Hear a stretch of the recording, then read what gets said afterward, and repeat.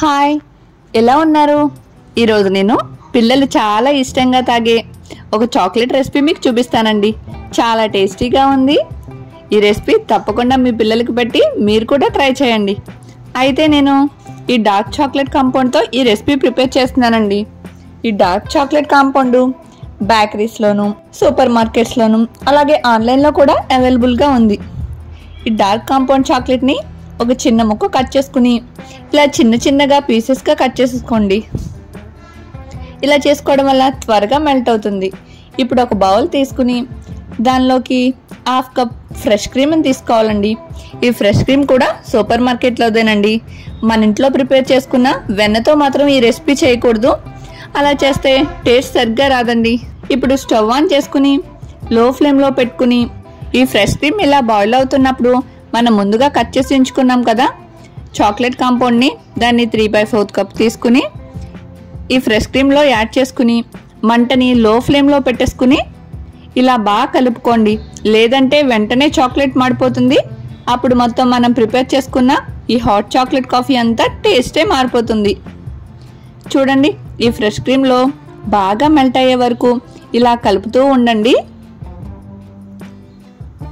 ఒక 10 మినిట్స్ తర్వాత ఈ ఫ్రెష్ క్రీమ్ చాక్లెట్ రెండు మెల్ట్ అయిపోయి ఇలా బాయిల్ అవుతూ ఉంటుంది. ఇలా మరుగుతూ ఉన్నప్పుడే మనం చిక్కటి పాలని తీసుకుని ఈ క్రీమ్లో యాడ్ చేసుకోవాలి. 2 కప్పుల పాలను తీసుకుని ఈ క్రీమ్లో యాడ్ చేసుకున్నానండి. నేను తీసుకున్న కొలతలతో అయితే చాలా పర్ఫెక్ట్గా వచ్చింది. మీరు ఇదే కొలతలు ఫాలో అవుతూ ఈ రెసిపీ మాత్రం ట్రై చేయండి. ఇప్పుడు ఈ పాలను కూడా బాగా ఈ మిక్సర్లో కలిపేసుకోవాలి. మనం ముందుగానే కాచి ఉన్న పాలను మాత్రమే తీసుకోవాలి. దీంట్లో మీడియం ఫ్లేమ్లో పెట్టుకుని పాలను బాగా హీట్ చేసుకోవాలి. దీనిలోకి 1 టేబుల్ స్పూన్ షుగర్ని కూడా యాడ్ చేసుకోండి. మనం తీసుకున్న చాక్లెట్ కాంపౌండ్ ఆల్రెడీ స్వీట్గా ఉంటుంది కాబట్టి 1 టేబుల్ స్పూన్ షుగర్ తీసుకుంటుంటే పర్ఫెక్ట్గా సరిపోతుందండి. ఆ బాయిల్ అవుతుంది కదా, అంతేనండి. స్టవ్ ఆఫ్ చేసేసి దీన్ని ఒక కప్లోకి సర్వ్ చేసుకుని తాగేసేయండి. చాలా టేస్టీగా ఉంటుందండి. ఈ రెసిపీ మాత్రం మీరు మర్చిపోకుండా తప్పకుండా ట్రై చేసి ఎలా వచ్చిందో కామెంట్ చేయండి.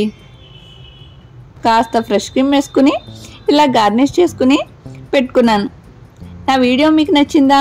అయితే ఈ రెసిపీ తప్పకుండా ట్రై చేసి ఎలా వచ్చిందో మాత్రం కామెంట్ చేయడం మర్చిపోకండి.